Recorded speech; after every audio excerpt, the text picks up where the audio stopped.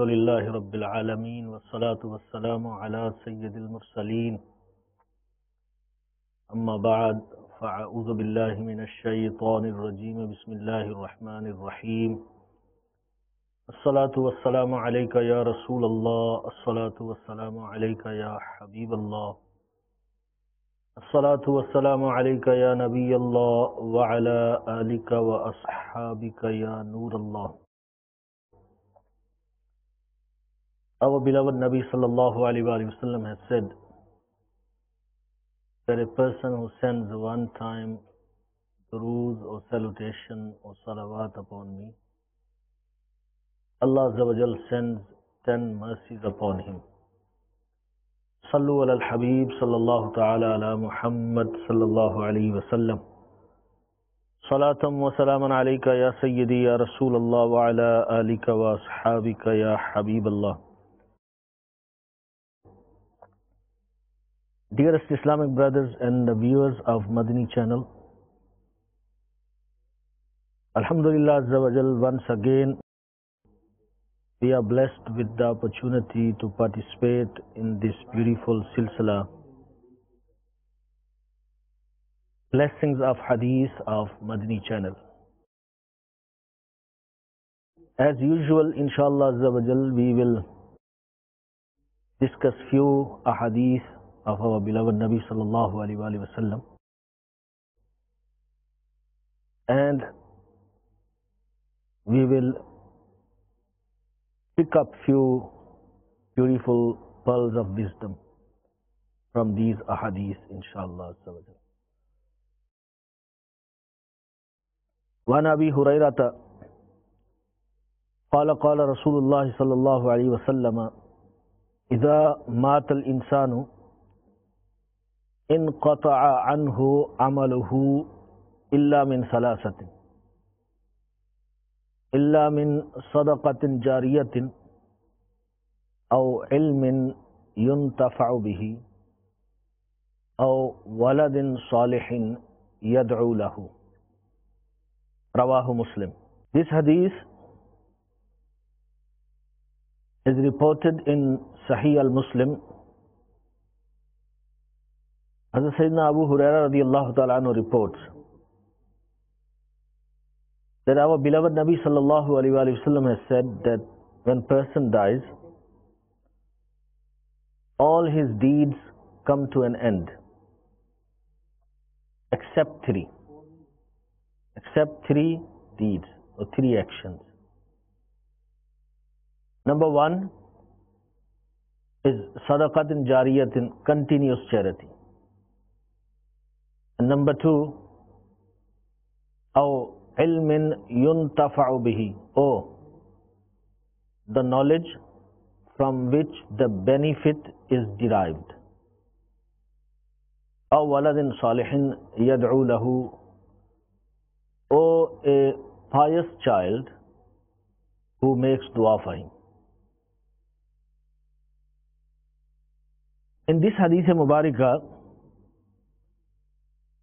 the word al-insanu, idha mat al-insanu, it means when a Muslim dies.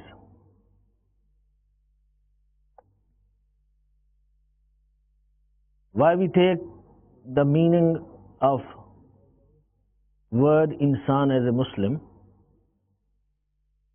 Because in this hadith mubarakah we are going to discuss the thawab after death. And thawab after death is only for the Muslim, not for the non-Muslim. So therefore the word insan which is used in this hadith mubarakah, it means a Muslim. And the meaning of word amal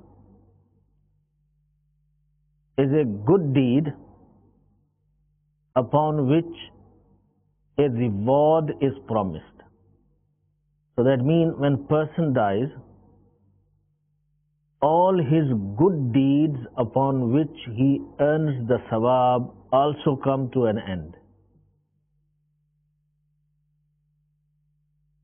And then there's the exception of three things. That three deeds are such, sawab of which does not come to an end. And one amongst them is sadaqah jariyah, continuous charity. It means that person invests his money, his wealth in awqaf, means he leaves waqf, for example masajid or madrasa, or he leaves a farm or a garden of fruits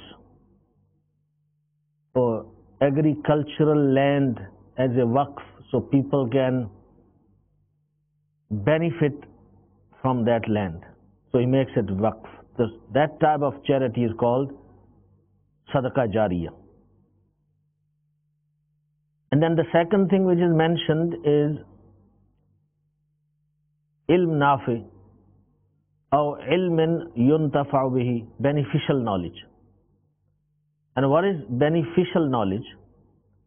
That person is knowledgeable and he passes that knowledge to others. Then only the knowledge is beneficial. It will give him the benefit after death. If he doesn't teach anyone, the knowledge will still have benefit for himself. But we're talking here the benefit after death, which person receives in the grave. And that would only happen if that others are benefiting.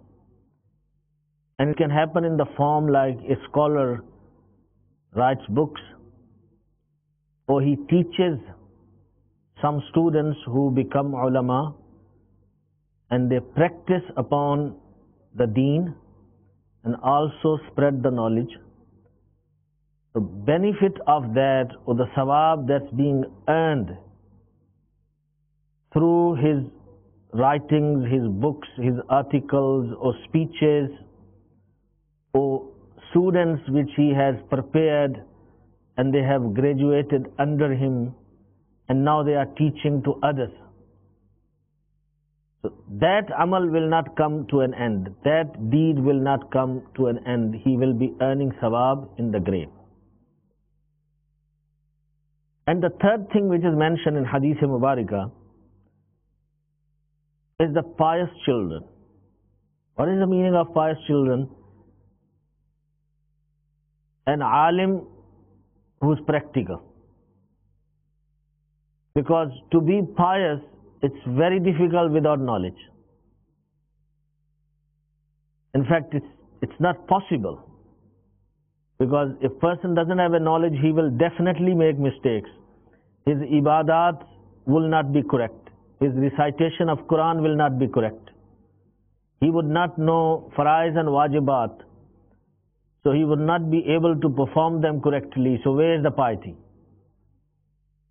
Pious children would only be if they are ulama, knowledgeable, and then they practice upon that knowledge, then only they are pious. So if person has left a son who is an alim-e-deen and he is pious, then that amal will not come to an end. That amal will keep on generating sawab for him and he will getting the benefit in the grave. Hazrat Mullah Ali Qari Rahmatullahi Ta'ala alayhi writes in Mirqad Sharah Mishkat that here the word yad'u is for targheeb, for motivation. It is not necessary that if that son makes dua, then only father benefits in the qabr. Even if he doesn't make dua, the father will still get the benefit in the grave.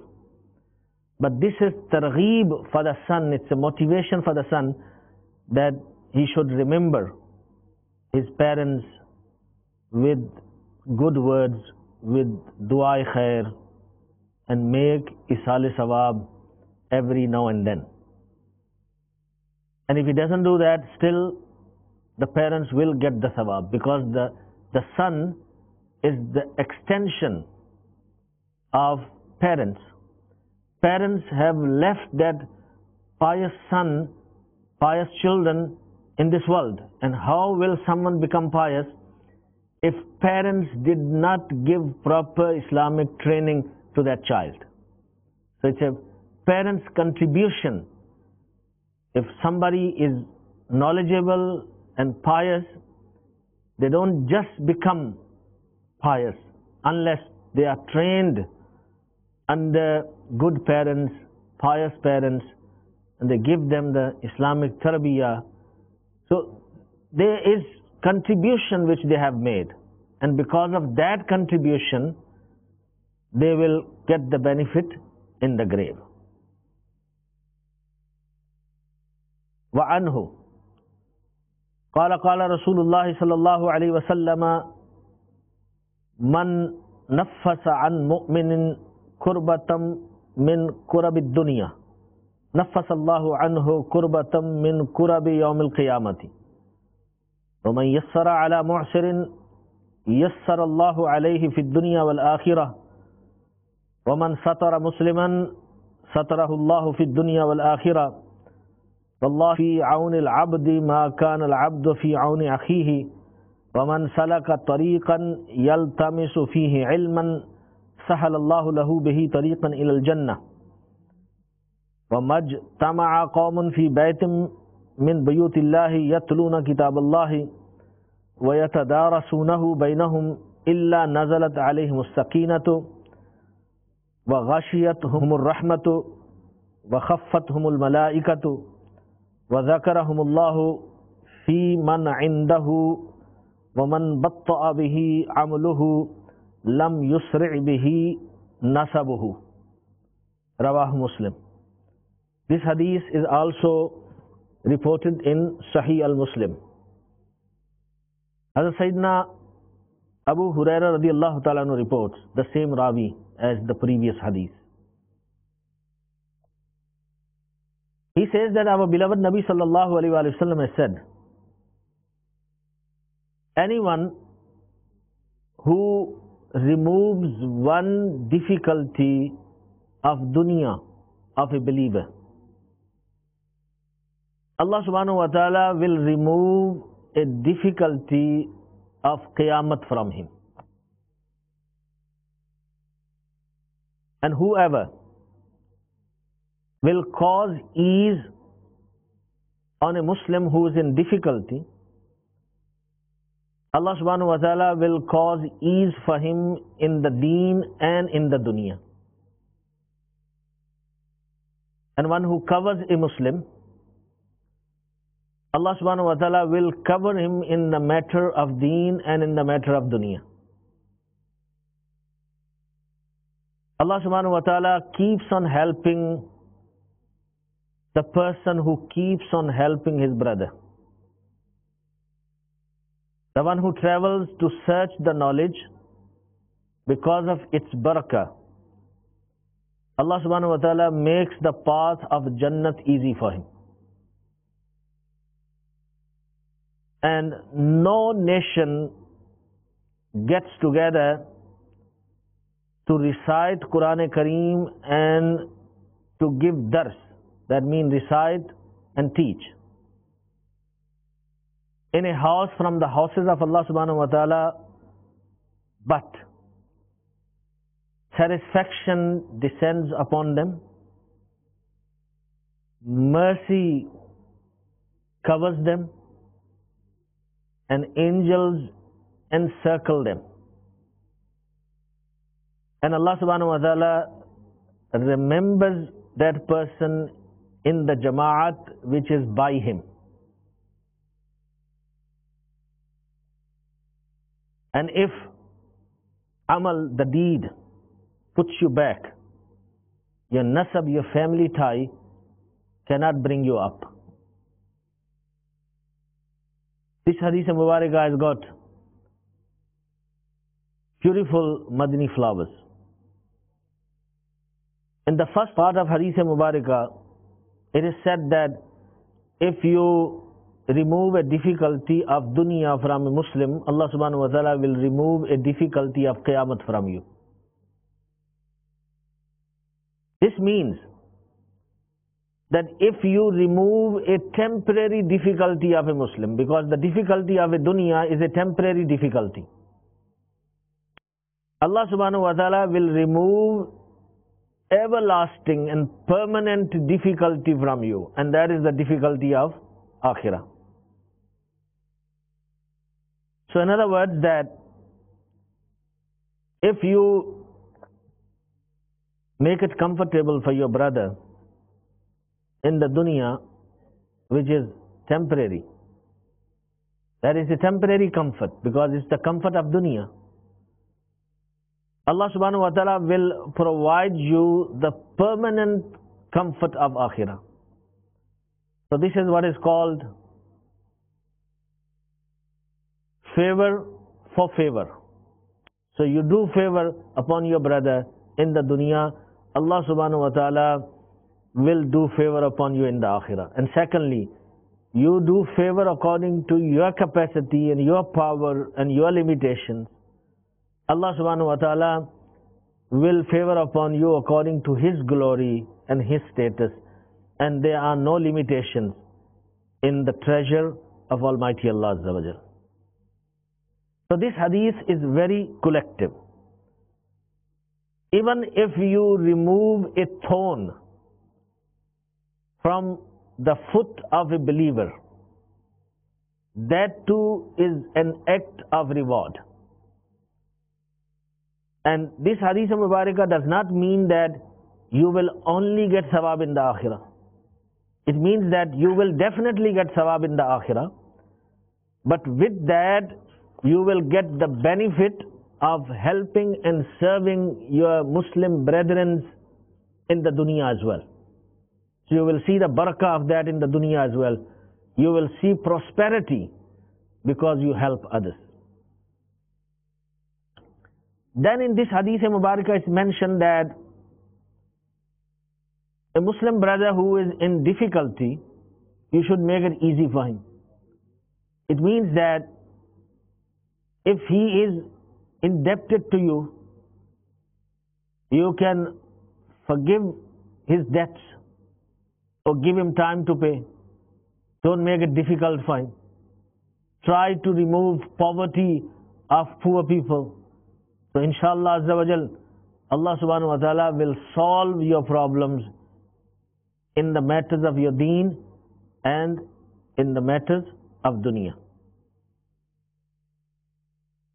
And then in this hadith Mubarakah, it is mentioned that if you cover a Muslim, Allah subhanahu wa ta'ala will cover you in the matters of deen and in the matters of dunya.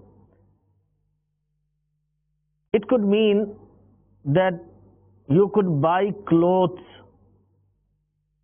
for poor Muslims who don't have clothes to wear. So you are covering them. That's the literal meaning. And the other meaning is that if you have become aware of any fault or defect or sin of a Muslim, you should not expose that Muslim. But this does not mean that if somebody is trying to cause harm to Muslim nation or to Islamic religion or to the aqaid of Ahl Sunnah wal Jama'ah, which are the mainstream aqaid, then you should expose that person. That is different. Here we are talking about that there's an individual who has done something wrong and he is hiding that sin from others. He doesn't want people to know about it, and you come to know and you expose that person. So in Hadith Mubarakah, Rasulullah sallallahu alayhi wa sallam have taught us that if you cover a Muslim, Allah subhanahu wa ta'ala will cover you in the dunya and in the akhirah as well. And then it is said in Hadith Mubarakah that Allah keeps on helping that person who keeps on helping his brother. So this word is very collective. In this the help of dunya, the help of deen, helping with body, helping with knowledge, helping with wealth, all that is included. So if you help, for example, he's uneducated, you help him, you educate him. He is financially broken, you got wealth, you spend your wealth on him, you help him. Maybe he is an old person and you give him support, maybe carry him or give your shoulders to him to walk with you. Or somebody wants to harm him and you use the power of your body to defend him and to protect him. So there are different ways and understandings of helping a Muslim brother. So if you do that, Allah subhanahu wa ta'ala will help you. And then in Hadith Mubarakah it is said that the one who walks on the path to seek the knowledge, with the barakat of that, Allah subhanahu wa ta'ala will make the path of Jannah easy for him. So, to learn ilm deen, to search ilm deen, one is physically, as we go to Jamiat, we go to Darul Ulooms, we go to ulama to listen to their bayans. So you on that path of knowledge, the path of Jannah will become easy for you. Even if you go to Alim Deen to get fatwa, to go to his office, to go to his house, you are in the path of searching the knowledge. So, because you have taken some steps, you have walked some steps to go and get that piece of knowledge which you required, Allah subhanahu wa ta'ala will make the path of Jannat easy for you. And how the path of Jannat will become easy for you, that Allah subhanahu wa ta'ala will give you death with Iman. Allah subhanahu wa ta'ala will make it easy for you in the qabr and in the hashr and accountability and the passing of bridge of Sirat, etc. Because all that is required to go to Jannah.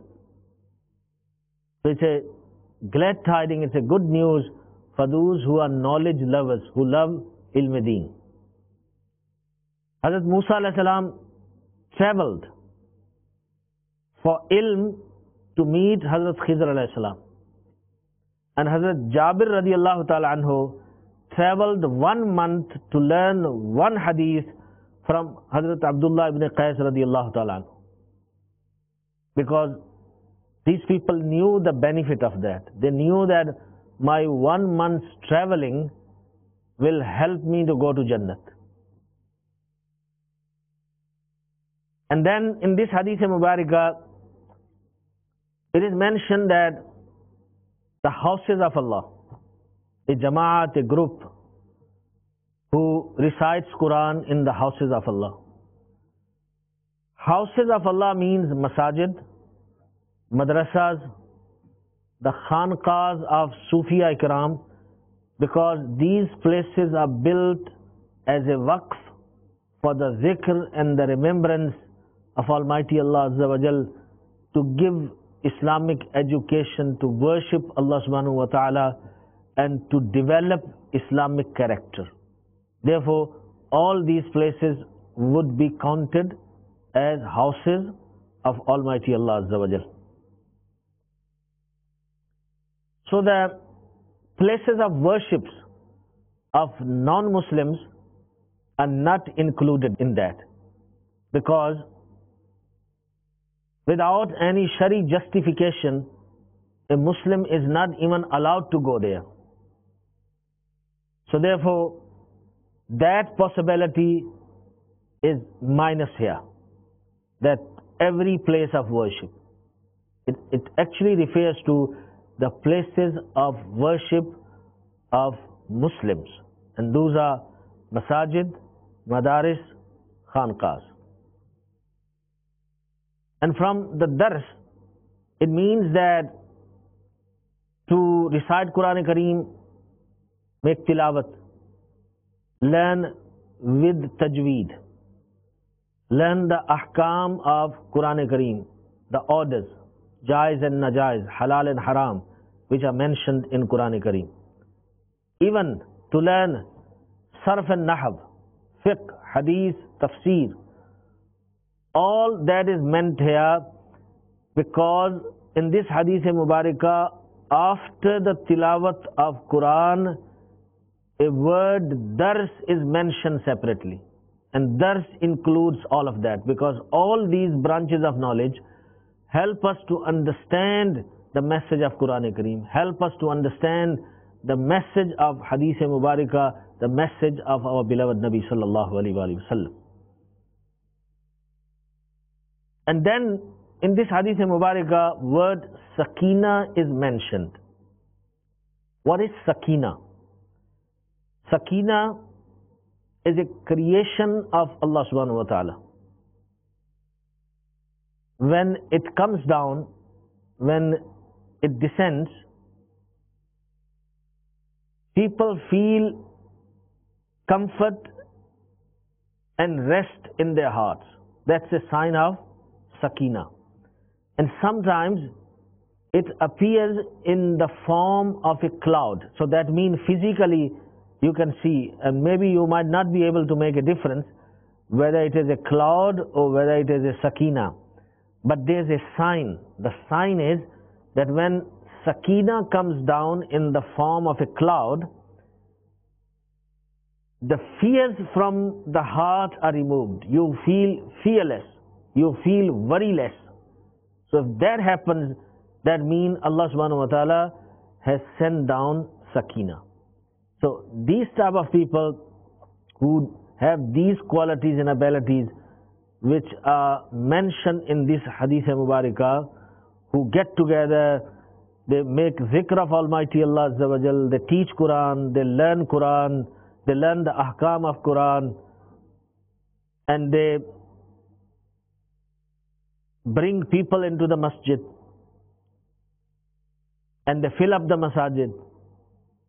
Sakina comes upon them. And then it's mentioned that mercy covers them. So here it means a special mercy.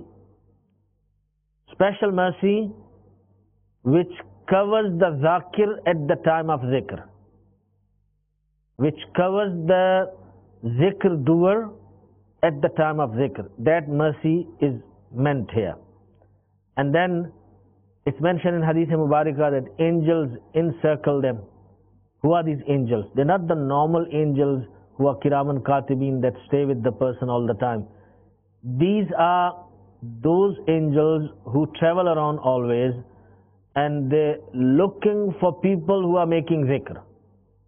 And their duty is to go and join those majalis and those gatherings where people are making zikr of Almighty Allah Azza wa Jal. So the person who makes zikr of Almighty Allah Azza wa Jal, he gets 3 rewards. He gets 3 rewards. One is Sakina, other one is special mercy, which is designed for the Zakireen, and the third is encircling of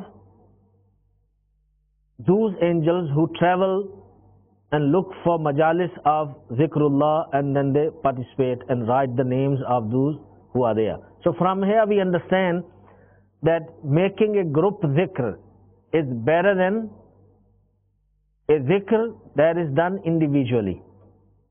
And that is the reason that when you perform your salat with jama'at, your thawab is more and there is greater hope of acceptance. Even if there is one person whose namaz is accepted and he is in the same jama'at, there is great hope that people like us sinners, our namaz would also be accepted. So same way, when you are doing a collective zikr, a jama'at zikr, a group zikr, there might be some people who are really pious, who are awliya Allah. And in fact, if there are 40 Muslims, one amongst them is a wali of Allah. So now imagine if you are coming into the weekly ijtima of Dawat Islami, where there are thousands of people participate in weekly sunnah inspired ijtima, and they do zikrullah together, and you are part of them. how many awliya, how many pious people are sitting in that gathering. So your zikr, joining with them, will also become a very special zikr. Therefore, we should always do collective ibadat, and this we learn from this hadith mubarakah. And it is mentioned in hadith mubarakah that our beloved Nabi sallallahu alaihi wasallam has said, the one who remembers Allah subhanahu wa ta'ala alone, Allah subhanahu wa ta'ala remembers him alone. And when he remembers Allah subhanahu wa ta'ala in gathering, Allah subhanahu wa ta'ala remembers him in better gathering than his gathering. And it is also mentioned in Quran Kareem, فَذْكُرُونِي أَذْكُرْكُمْ, chapter number 2, ayat number 152, that remember me and I will remember you. So what is the meaning when Allah subhanahu wa ta'ala says, I will remember you? Ulama Ikram have said that Allah subhanahu wa ta'ala will put your mentioning on the tongue of His creation. That is the reason that on the mizarat of awliya Allah, there are always so many people who are making ibadat and sending sawab to them. Like, go at the grave of Hazrat Data Ganjbakhsh Ali Hajweri rahmatullahi ta'ala alayh. 24 hours you will find some people who are reciting Quran Kareem. In the month of Muharram, if you go to Pak Patan Sharif at the mizar of Hazrat Baba Fariduddin Shakar Ganj rahmatullahi ta'ala alayh, millions of people will be saying, Haq Farid, Ya Farid, Haq Farid, Ya Farid. Who has put the word of Haq Farid, Ya Farid on the tongue of millions of people? This is actually the manifestation of the promise of Almighty Allah Azza wa Jal. Fadhkuruni azkurkum. You remember me, I remember you. And then at the end it is said that if amal pushes you back, nasab cannot bring you up. It means that if you are from a noble family, from a respected family, that shortage of amal cannot be fulfilled because you belong to a great family. You have to do a amal. In the ark of Hazrat Nuh alayhi salam, there was place for dogs, and there was place for cats, there was place for rats, but there was no place for his own son Kan'an, who was kafir. So therefore, amal is very important. But this does not mean that the family tie means nothing. In fact, family ties with Rasulullah sallallahu alaihi wasallam have great benefits. So we do not deny that. But Rasulullah sallallahu alaihi wasallam have taught us something very important. Rasulullah sallallahu alaihi wasallam told his beloved daughter Hazrat Bibi Fatima Zahra radiyallahu ta'ala anha that, oh my daughter, I don't want that on the day of judgment, when people are coming with their good deeds and you are coming with the family tie only, that I'm the daughter of Muhammad sallallahu alaihi wasallam. Although it is great, indeed it is very great to be the family of Rasulullah sallallahu alaihi wasallam, but to educate the ummah, our beloved Nabi sallallahu alaihi wasallam addressed his daughter with those glorious and golden principles, that everybody has to do the amal, everybody has to practice. Nobody is exempted from practice. Nobody is exempted from namaz. Nobody is exempted from zakat or hajj or any other ibadat which becomes necessary and compulsory upon him. And also the incident of Hazrat Imam Hussain radiyallahu ta'ala anhu comes to mind, that when he used to make wudu, the color of his face would change and become yellow. It happens when person is in fear. that redness from his face goes away and his face becomes, his color becomes pale, yellowish. So this used to happen to him. So people asked him that, why when you get ready for wuzu, this happens to you? He said, actually I fear Allah subhanahu wa ta'ala, because now I'm getting ready to go into His court. When I'm outside in the marketplace, people call me with beautiful names. They address me, Ya Ibn Rasul, O son of Rasul, O son of Ali al-Murtaza Sher Khuda, O son of Bibi Fatmatul Zahra radiallahu ta'ala anha. These are great nisbats and relationships. But now I'm going into the court of Allah subhanahu wa ta'ala, where the question is not whose son you are, but the question is what you have brought with you. So there is a great lesson for all of us that we should be practical Muslims.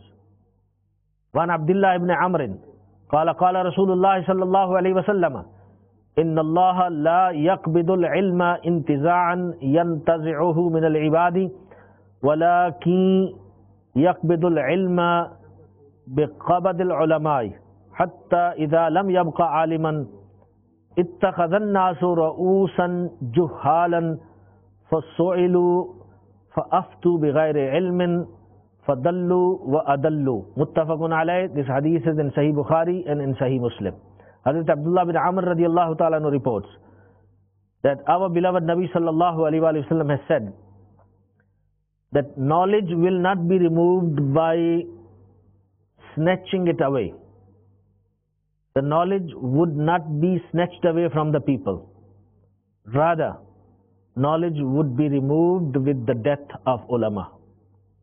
Till when there is no alim left, people will make the ignorant ones as their leaders. And they will ask masail from them. They will question them and ask guidance from them. And they will give fatwa without knowledge. They will be misguided and they will misguide others. This is actually the sign of Qiyamah, that the knowledge of deen will be removed and ignorance would be spread. And the reason of its removal is not that the people will forget the knowledge. The reason of its removal would be that ulama will keep on dying and there will be no new production of ulama. Less and less people would be interested in the knowledge of deen. Till the time will come that there will be nobody who will be interested and there will be no knowledge left. Because if there are no ulama, where the knowledge would be? And unfortunately, we are seeing that is happening. Maximum of Muslims are interested to send their children into secular schools, modern sciences, modern education, so they can have a degree and against that degree they can earn good money. So where are good families? Where are those Muslims who sacrifice their sons for the sake of deen, for the revival of the knowledge of deen, or so the deen can stay alive? So very few. And those few are getting lesser and lesser day by day. So this is how, when that happens, that nobody is left with the knowledge of deen, then the Qiyamah will come. And here the knowledge means the knowledge of deen, because the other knowledge, whether it is science or medical science or engineering, accounting, all these branches of knowledge are actually increasing day by day. More and more people are getting into those lines because they can earn good money. So there are no signs that those branches of knowledge are dying off. There is no sign. But there is a clear sign that the ilm-e-deen is dying off because there are not many people who are sending their children to become ulama deen. So from here we also learn that a time will come when people will take juhala, the ignorant ones, as their leaders. They'll make them as qazi or judges. So you'll find judges who don't have knowledge. They'll take them as muftis. You'll find muftis who don't have knowledge. Imams or shaykh, pir or murshid, they'll make bayat with the people who don't have the knowledge. Whereas knowledge of deen is basic requirement for someone to be a shaykh, for someone to be a murshid, for bayat to be correct. But we are seeing that that is also happening, that people are making bayat on the hands of juhala who don't know the basic masail of namaz and roza and zakat, etc. So in other words, that these type of people will take control of deeni positions which should have been given to the scholars and to the ulama. And they will feel shy to show their ignorance. They'll feel shy and they'll feel embarrassed. So when someone asks them, they will tell the masla, they will answer. They will not say, sorry, I don't know, or I will check, or I will read. Because they're so arrogant, or they'll feel that if I don't give an answer, people will think I don't know much. So because he made a false claim that I'm a knowledgeable person, I'm a mufti, therefore he feels that I have to say when person asks me something. So as a false doctor, a tabib, a hakim is dangerous for life, he can kill the patient. Similarly, jahil mufti and jahil orators and jahil speakers who are not qualified enough, who have not specialized in Quranic studies and in hadith and in fiqh, they can destroy the iman of the people. We make dua that Allah subhanahu wa ta'ala give us proper understanding of Quran and hadith and keep us on the right path, on Sirat-e Mustaqim, on the path of awliya Allah, on the path of Ahlus Sunnah wal Jama'ah. Ameen bijahin Nabil Ameen sallallahu alayhi wa sallam. Sallu ala al-Habib sallallahu ta'ala ala Muhammad sallallahu alayhi wa sallam. Salatum wa salaman alayka ya Sayyidi ya Rasulullah wa ala alika wa ashabika ya Habib Allah.